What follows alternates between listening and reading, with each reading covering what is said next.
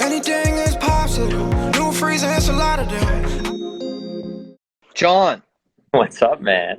how are you doing? Great. How are you? I'm great. I'm great. What's going on? How's Hawaii? Dude, it's fantastic. Sorry, Oh, you my broke lighting up. was a little bad. Can you hear me now? Much better. You keep coming a little in and out, though. Let me see if I can get some better service. Talk to me, buddy. How's your Tuesday? Good. Good. Trying to get everything up.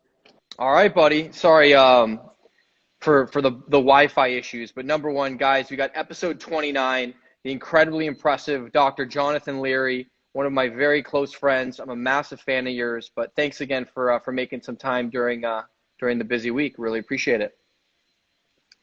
Perfect way to spend my lunch. Dude, there we go. Are you calling in from Remedy? I am. Epic, epic. Well, guys, for those of you that don't know, Remedy Place just opened. It's been, about a year now, coming on 12 months.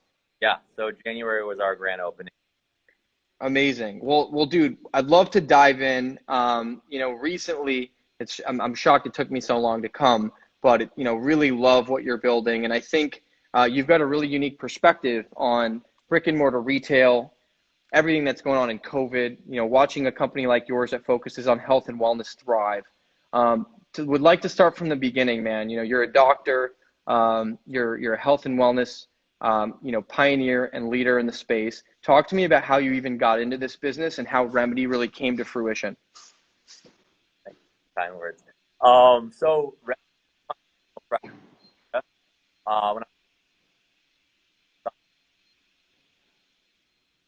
Hey, John, I think you might be covering the microphone. I'm having a tough time hearing you. I'll hold this. Better. Yep, much better. So when I was getting my doctorate, I spent every Sunday at least 2 to 3 hours every week working on my business plan. And then over those 4 years, I had this incredible company, full breakdown, went to the bank. I was like, hey, I want to open, it was called Remedy House at the time, not Remedy Place, and presented this 158-page business plan, full financial model. And they kind of chuckled and they're like, how are we supposed to give you a loan when you only have $2,000 in the bank? So I was like, that's why I need a loan. But little did I know that it's a lot more complex than that. So I ended up opening up my practice as a concierge practice and did that for 5 years. And over those 5 years, I kept tapping into this original business plan, did more clinical evidence, and really learned more about the business side. And then 5 years later, after I started my practice, I was able to open up the first Remedy. So when you first jumped into this, if you would have had $3-5 million starting, call it 5 years ago, Yeah, imagine the business that you would have built then. What was that? What did that look like? And it was that a blessing? I mean, imagine. huge blessing. I mean, honestly, it all happened for the right reason. And, to get 5 more years of clinical evidence and experience under my belt and just to do a lot more market research and understand what my patients wanted and what consumers wanted and looking at all these different trends, I would have never been able to open what I open now. And the concept was much smaller at that time. So it's much bigger. And it's a lot more effective. And I think now we have the proper foundation to really, take off the way that I want to, which it could have been a disaster if it was 5 years ago. Right. I always feel like when people, like, even with us, man, when we started, we went to so many investors and we're getting turned down. And if I had been able to raise money at the outset, I think our business would have failed. And I think you having those additional 4 or 5 years to build the foundation is the reason that you are having success and are successful now. So, Yeah. okay. Definitely. So let's talk. Where are you from? And did you always know that you wanted to kind of be in this space? Like, in college, were you, studying this? Like, how did you really even become a doctor? So, Yeah. I mean, I always, from when I was little, I always wanted to be a doctor. When I was in undergrad and even in high school, my mom and my sister are both nurses. So I started shadowing, volunteering in the hospital as much as possible. You know, when you're in the pre-med route, you have to have so many hours under your belt. And, you know, after all of these years, I think it was my junior year in undergrad, and I was like, is this really what I want to do? Is this really how I want to help people? And not only from like the lifestyle of the doctors that, you know, they're so overworked, not sleeping, missing things with their friends and family with these crazy shifts, but also it's just like seeing how fast these interactions were with patients. And, you know, it was just like, what's going on? All right, here's either a script or here to go get surgery. And I was like, all right, that's not really how I want to treat somebody. And I think I just saw too many things that I felt that were either morally or ethically wrong. And I just felt like there was a lack of a connection with the patients because they didn't really have enough time. So I started exploring alternative medicine and learning, you know, these different fields that I could go into. And one of my friends at the time, his dad was a chiropractor, and he's like, you know, in the state of California, a chiropractor is a primary care physician, and they can treat and diagnose anything. They just can't puncture the skin, and they can't prescribe medicine. So I went, looked at a school out here, understood like everything that I need to do to apply, became really close with the woman in admissions, and, you know, took some time off. The fall of my senior year, I was like, okay, you know, I'm not sure if this is really what I want to do. I'm going to take a year off after I finish undergrad. And I ended up getting a call by the school, the woman in admissions, in February. And she's like, John, you know, we were really looking forward to your application. I thought you would have been a really good candidate. And I thought it was so strange that this woman reached out to me about not applying. And I ended up she let me put in a late application. 6 weeks later, I had an interview. And then 6 weeks after I graduated, I moved to LA. And I just felt like there was this weird pull, and there was a reason why I was supposed to go. And at that time, other than me like Googling what alternative medicine was and the holistic side, I really never experienced it. I just knew that there was a certain scope that I could have. I was a personal trainer and nutritionist. I'm like, I can find ways to integrate that into my like future practice. Started the program and then kind of just fell in love, you know, and it was just seeing the power of all these different therapies that I was never exposed to for the first time, and just seeing how, you know, valid they were and how the results actually, you know, were what I was hoping to do. So I started just building that tool belt of all these different practices of ways that I could help and treat people. And then I turned that all into the practice that I created. It's awesome. It's awesome. So you take this risk. You were in Rhode Island, right, initially, Yeah. and you just moved to LA. Did you have a group of friends out here? Did you like have any No, foundation? fully, completely solo. I became friends with my colleagues in school, but I also worked full time through my whole doctorate. So I was training people, and then also I was a tutor at my school. So I really didn't have a life. Like the first 3 years, or at least the first 2 years I lived in LA, all I did was go to school, study, and work, which was great. You know, I stayed super focused, and I was able to get everything that I needed done. So I mean, dude, that's the sacrifice right there, though, and I love it. And so when you were in LA, that's where you're like, okay, I'm going to go to the bank. You had Remedy House as a concept, and then that's when you were really going to push it, or a year in, or how did that Yeah, work? it was right when I graduated. I knew I'm like, I'm not going to build someone else's dream or work for somebody else. I'm like, I know that I have the tools, and if I don't have them, I'm willing to learn as much as I can. Um, and yeah, I mean, it takes about 2 months after I graduated to get my license in the mail, and I went the month after I graduated. But then instead, I actually just transitioned it to a concierge practice, like I mentioned. It's awesome. It's awesome. And so what did that look like? You started with one client, which turned into two, four, five. I mean, you have how Yeah, many clients now? I mean, hundreds, right? yeah, way more than 100. Yeah, Thousands? so I mean, how it happened actually was the last year when I was doing my rotations, I started up a concierge personal training company where I was finding people that were leaving physical therapy that wanted to be reintroduced to the gym because, you know, it's a scary moment for them. And I had 2 clients. That's all I could really fit in outside of the tutoring and the boards in school. which were a couple times a week. So those two migrated as patients, right? As my practice transferred. But the biggest thing that I did was ClassPass reached out to me at the time, and they asked me to do a review on the top 30 boutique gyms, like the fitness classes, and they wanted me to say like the pros and cons of each studio. And I ended up, networking, meeting all these gym owners, and instead of writing the pros and cons of a gym, because I didn't want to build, a relationship and then say something negative about their company.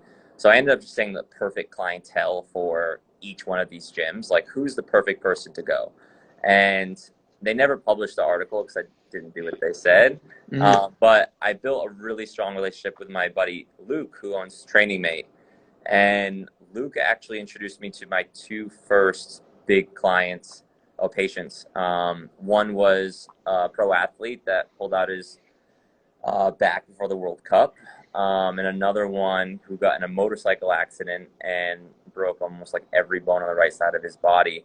And his wife was like, top 10 most powerful women in the world. Yeah. So it's two like very big network people that I had two great success stories. One, instead of the athlete calling out and not going to the World Cup, he ended up playing and crushed it. And then my other patient, he was a whole different ball game, because I walked in, and this was one of my first patients, and he's hooked up to, he's in a hospital bed at home, full nurse setup, extremely intimidating. And I was like, is this can I actually take on this patient? And all of the surgeons and people that he was working with, they're like, I could tell that they were like, are you sure you want to hire this guy? I mean, he's so new and you can hire anybody. But they gave me a shot, and they said, let's expect really like 6 months so he can walk and stand. And after 3 months, we had him walking and standing. And month 4, he hiked Machu Picchu. And it was such a fast success story and recovery that between those two individuals, within 3 months after that, I had a wait list. And it was just with a group of people, some of the most incredible people all over the world. And a lot of these patients ended up becoming my mentors, funny enough. But I got, really fortunate early on, just impressing the right people, and then everything kind of snowballed from there. It's interesting how if you make, it's back to like investing in your product or your service. If you are creating the best product or service and people depend on you and like you really add value, it's interesting how quickly that can kind of multiply and exponentially grow. And it seems like, that happened really quickly with you. What do you do when, what I've seen, especially in the service business or consulting, or was that Body Fix, by the way? Is that what that was called? Yeah. Awesome. So when you were building that, you had a wait list. So like, what do you do if you have too many clients and you literally are maxed out on time? Like you can only scale your business so much in that type of a business model. So what was the next step then? Yeah, initially it was just keep increasing my pricing. And then it just kind of became to a point where I'm like, this is so unfair. And I was only treating a really small percentage of people. And I'm like, one, if my end goal is to change healthcare or leave an impact in this healthcare model, I can't do that seeing one patient at a time. And two, I'm like, I also don't want to just cater to that really one small percentage of people and just be astronomically priced. Yeah, like it was great for my bank, but it was something that I was getting further and further away from my purpose. And that's where, it really pushed me to jump back into Remedy and really focus on opening this up, because the end goal of Remedy Place is to be a free educational platform to teach people how to take care of themselves and to be healthy, and then to fund research on alternative therapies that, I know through all of my years of clinical evidence actually work, and the efficiency rate. But, it's not like a platform or a company like, big pharma funding research on alternative medicine like they are on pharmaceuticals. So the hope is for Remedy Place to be that leading force and that leading, financier for all of these future research articles that, I want to publish. So really quickly, because that's wild. Like I actually had no idea that that's the long-term goal. Like the vision and the long-term mission of Remedy. Yes, you're creating a platform. It's a wellness club, a social wellness club, a spa, and a wellness, brick and mortar now. But the long-term goal is to create, an education platform or what? Yeah. Here's the thing, is like, even my patients who have the means to see anybody or have access to any information, even what they're being told, there's a lot of, excuse my language, but a lot of bullshit out there. And there isn't really these reliable sources, and people don't know, you know, simple things like how to improve sleep, how to properly eat, how are they taking care of their mental health. They're working out. That's the only form of like how they take care of themselves, but are they doing the wrong workouts? I mean, these foundational pillars to your health are really what, fix everything. So having these clear cut programs and educational, tutorials or seminars, I mean, whatever it be, for individuals, for, everyone from like personal trainers and nutritionists all the way up to naturopathic doctors, chiropractors, physical therapists,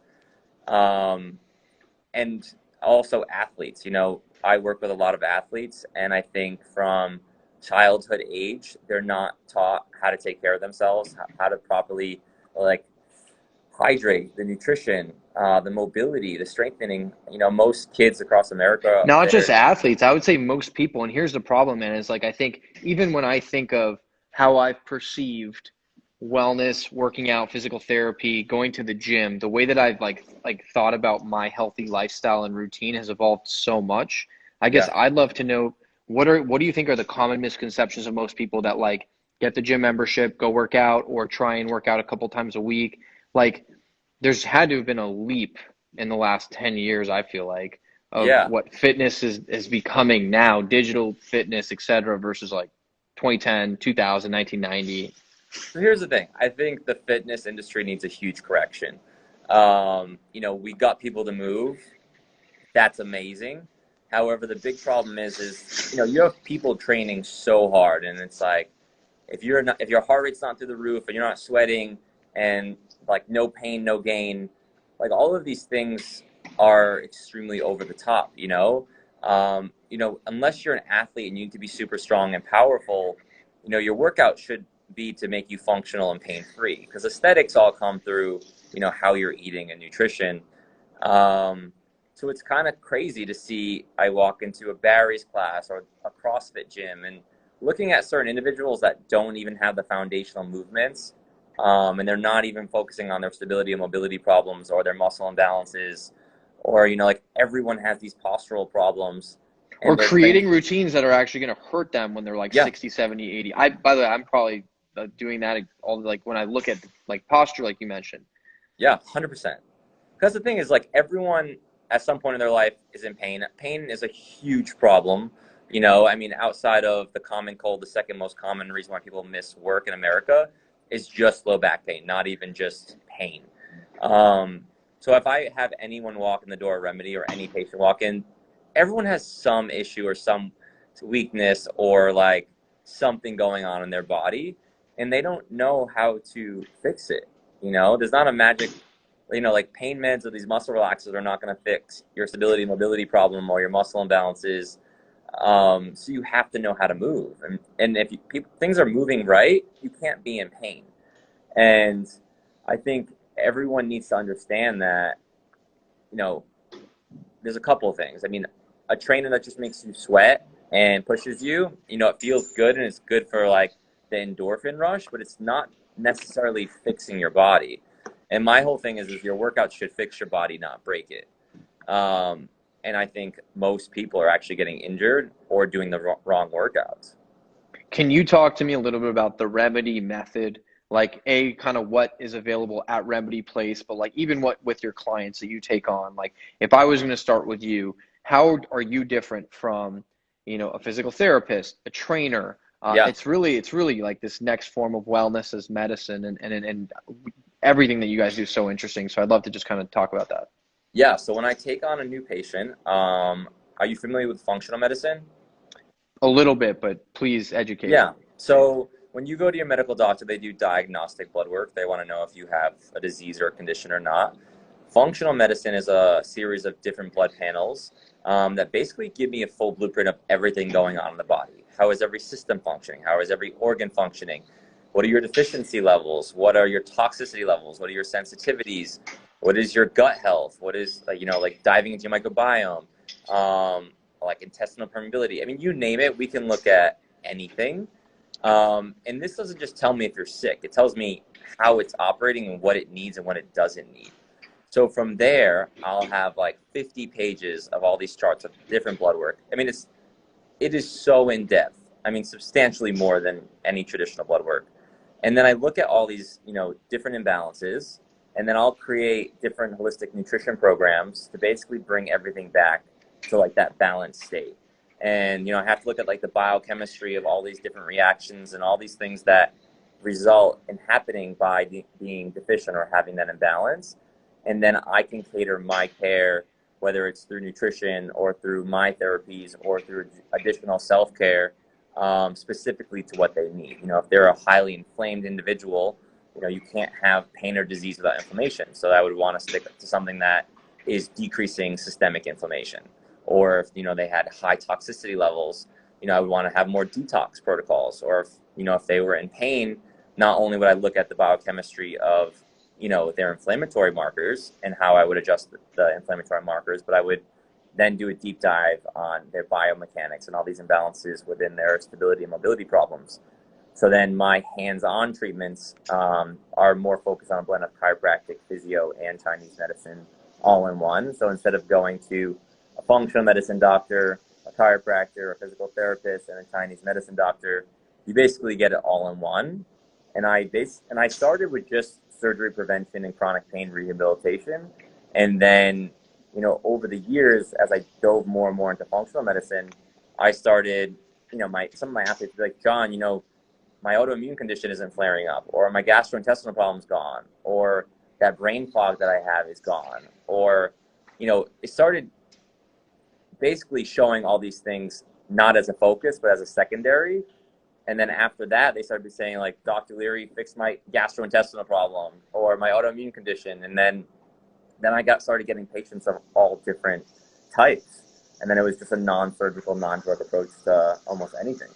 Most of the time, when you're making huge improvements to your health, is it a diet issue? Is it like chronic, like when people have sleep issues or, fatigue, or a lot of what you just mentioned? Yeah. Where have you seen the biggest leaps and improvements coming in? Is it really identifying what you can and can't consume? How, workouts that work for you? What's the what have you seen the biggest benefits from?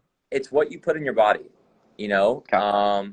And that either fuels or fights disease. I think it's some like crazy statistic. I want to say it's like 90-something% of conditions for an adult in America are all self-inflicted. And it's what we consume. It's what we drink. It's what we eat. It's what we take. And we either make ourselves healthy or we cause these problems. And it's fascinating if you look at like epigenetics or the epigenome is, how we can actually alter our DNA. And it doesn't matter if things are hereditary in your family. You might have those genes, but it's up to you if you turn that on or off. And it's really just fascinating. I'm not a rocket scientist. It's really not. And when you can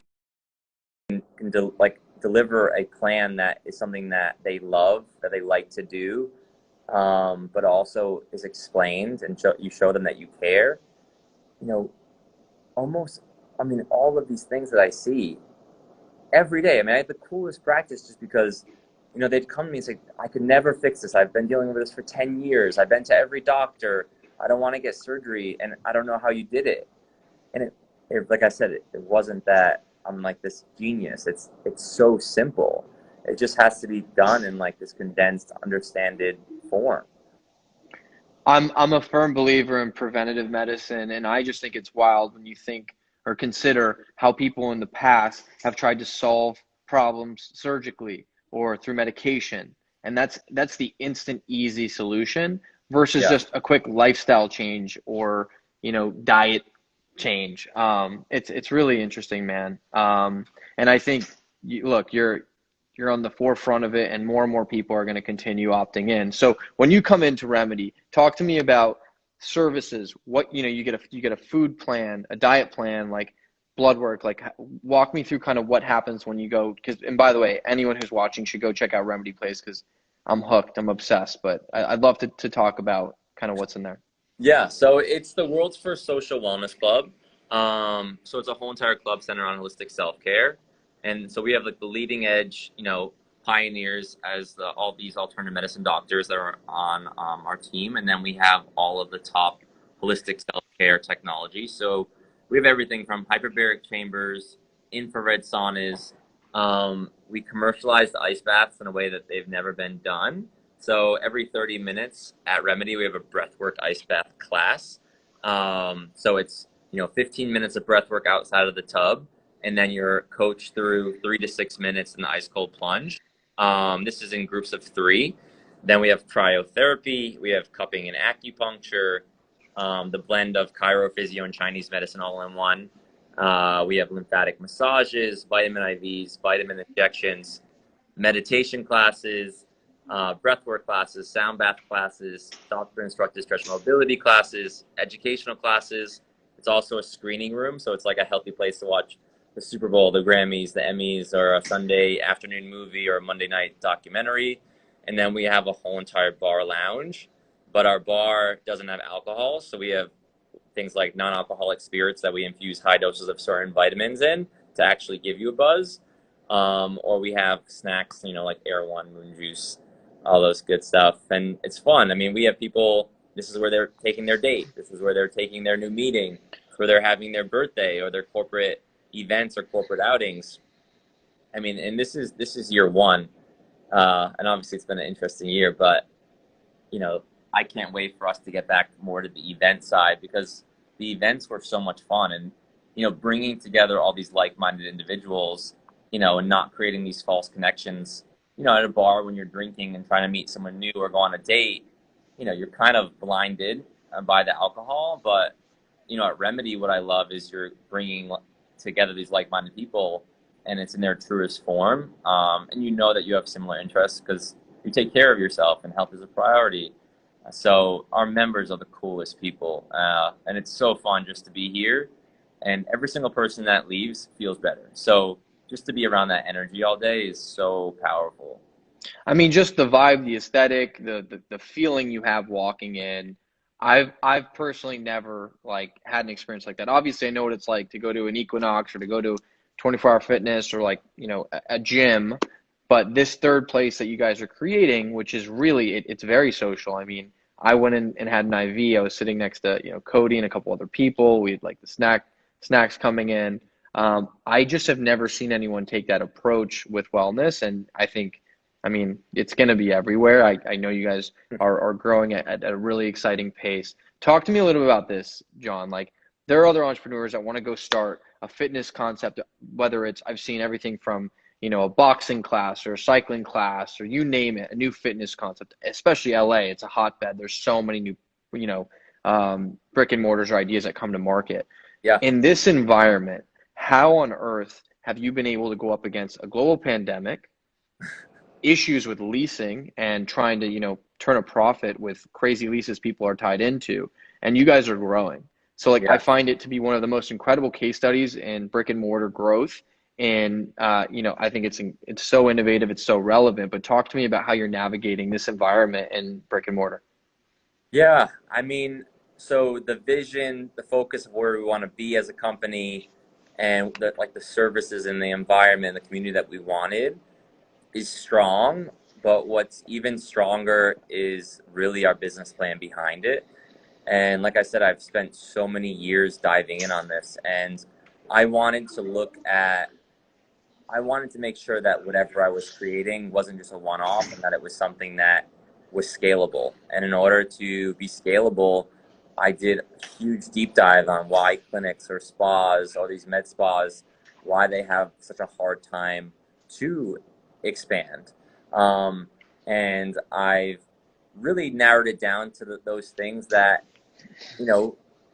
held them back, found ways to approach it differently, and just making sure that, whatever your profit margins are, that you're being safe and that your overhead's not too high. And when you're doing your build out, like, are there ways to make it look just as nice and spend a tenth of the price? You have to kind of be scrappy as an entrepreneur and a startup. And flashy things are nice, but you need to make sure the business plan behind it is better than the actual concept itself. Because if it doesn't match, or if it isn't, it's going to be hard to really grow. And just with us, we closed for 3 months, and then now we're only operating at 20%. And with us to be able to be in the green every month while operating at 20% shows you how lean we are as a company.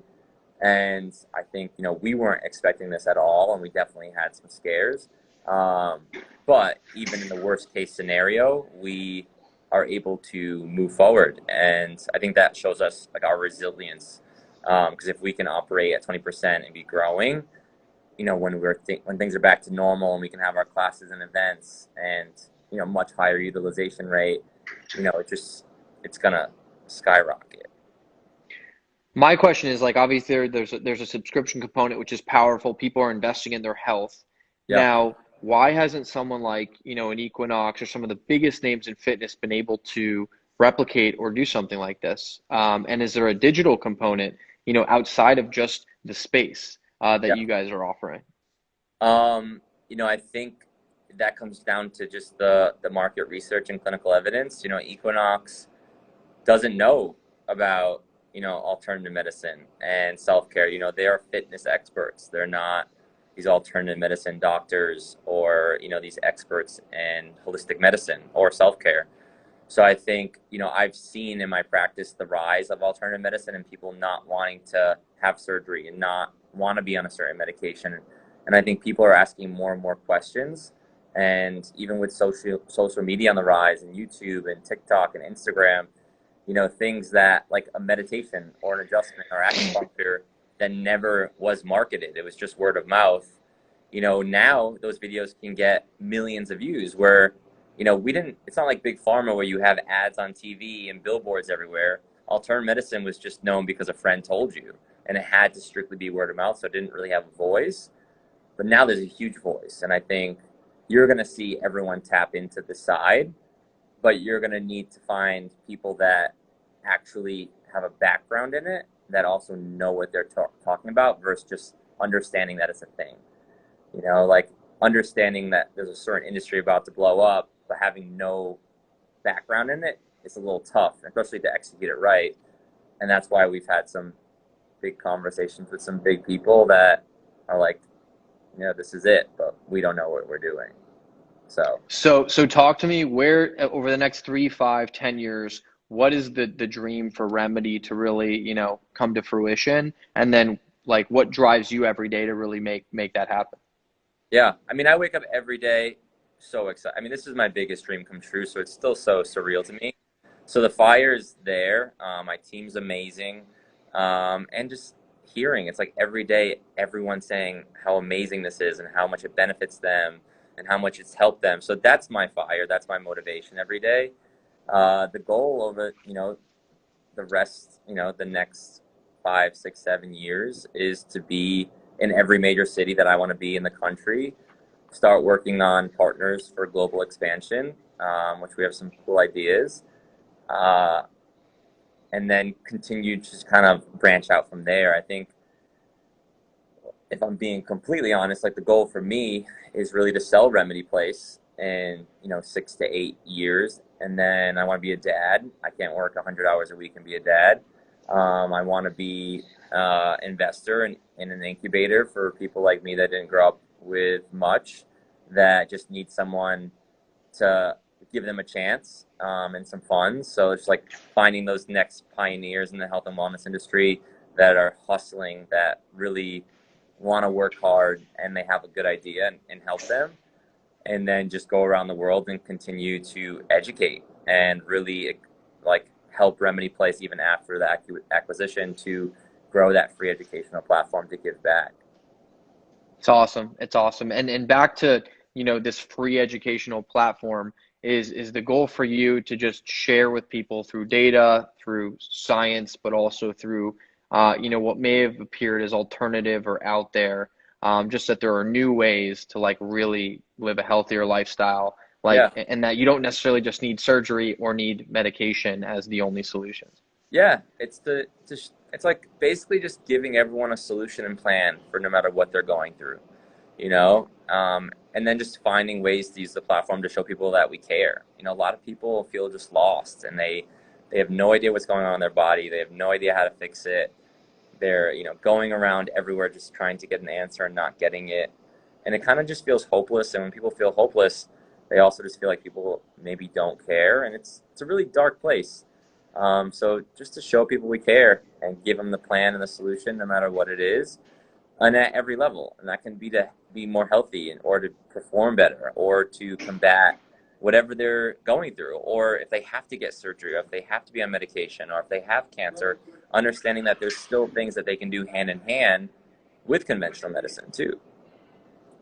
And look, I think that's amazing. I guess my ask to you too would be like, for those people who want to go, like, where do you, this is a pretty big undertaking and you've gotten some amazing traction, but the initial like, okay, I'm going to go do this and open up and raise some capital to scale it. Can you explain to me a little bit about, um, okay, I'll see that. All right.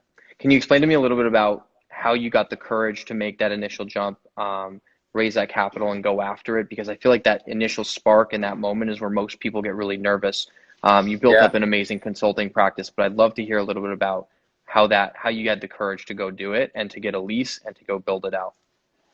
Like I said before, it really was my patients. As I was helping my patients through whatever health journey that they were going through, their feedback was always just to keep pushing me. And they knew that it was a good idea, and they saw how hard I worked. And it was just like that, constant little comment of just like, John, what are you doing? Like, why aren't you doing your idea? And it was just crazy because one of my patients was like, all right, like, you need to raise money. So like, you need to build a deck. And I'm like, what's a deck? Yeah. And then I learned how to build a deck. And then I like sent it to a couple people just to get feedback on, like, does this look right? Is this how it should be? And I talked about it all the time. And my patients were always asking like, what's the update? How's it going? What's the business plan look like? And crazy enough, that whole entire first round, I didn't ask anyone for money. It was actually my patients that were like, hey, I really want to invest in this, which was the It's craziest thing. awesome. So, and then once I got the first big check towards the first round, it was like, wow, this is real. Like, time to go. And I think that's important for like every entrepreneur to know. As you know, it's like, you should be uncomfortable, and change is scary, and taking risks is scary. But I feel like unless you're slightly uncomfortable or nervous, like, that shows you that you're growing, and it's okay to make mistakes, and mess up all the time. That's what you learn. Like, it doesn't matter where you went to college or what you learned in school. The best way to learn is to try, fail, try again, and figure it out yourself. And I'm sure you can attest to that. Yeah, and I think there's a great, when you look at building a business, there's a great metaphor of like you have this ball of clay and you're constantly molding, tweaking, adjusting, adapting to the market. You have no idea what you're doing at the outset, and sometimes what you don't know can actually benefit you if you just take the typical, okay, I'm going to open up, how do you open up a new fitness concept? I'm going to go and do the same thing, deploy the same strategies versus, I mean, you used a community-driven approach, which your community basically helped you manifest this. You didn't even have to ask for money. People were so obsessed and in love with with the services and what you were offering them, the value you're providing, that they effectively helped you kind of cultivate it. So that's always the most powerful when you have a community of people that kind of pull that idea to fruition. Yeah. And it was just It's nice, like, awesome. just having people believe in you that strongly. It just, for me, not having any background in that, and then realizing that people wanted to actually give me money to make my dream, it's still so surreal. Like, but I've actually, now raising money's fun for me. Like, I love to be, in front of whomever and just selling my dream. And it's fun. It's like I get a rush of endorphins and, energy speaking about it. And I'm lucky that this is genuinely something that I love and I'm super passionate about. Because like you said, I mean, too, you have to love it 'cause it's a lot of work. And if you don't love it, you probably will be exhausted. 7 days a week, nonstop. I mean, dude, you live down the street, you're always at Remedy. But look, I feel the same way, man. I'm not working because I love what I do. And the way that people think about work when it's something that you're not incredibly passionate about, like the way that you can outperform and create something really, special and differentiated is when you really truly love it. It's awesome, John. Well, dude, this has been amazing. I'm a massive fan of yours and everything you're building. Anything we should keep like look out for in the next in 2021 or Yeah. as Remedy keeps scaling? Yeah. So we will be working on our next two locations next year. Century City's next. The third location is secret, but Epic. if you follow us on Remedy Place Instagram, you'll see what's happening in the club, seeing all the new updates, and we'll be sharing things as we grow. Dude, amazing. Congratulations. Huge fan. Happy holidays. Thanks again for jumping on, man. And we'll talk soon, John. All right, bye. Later.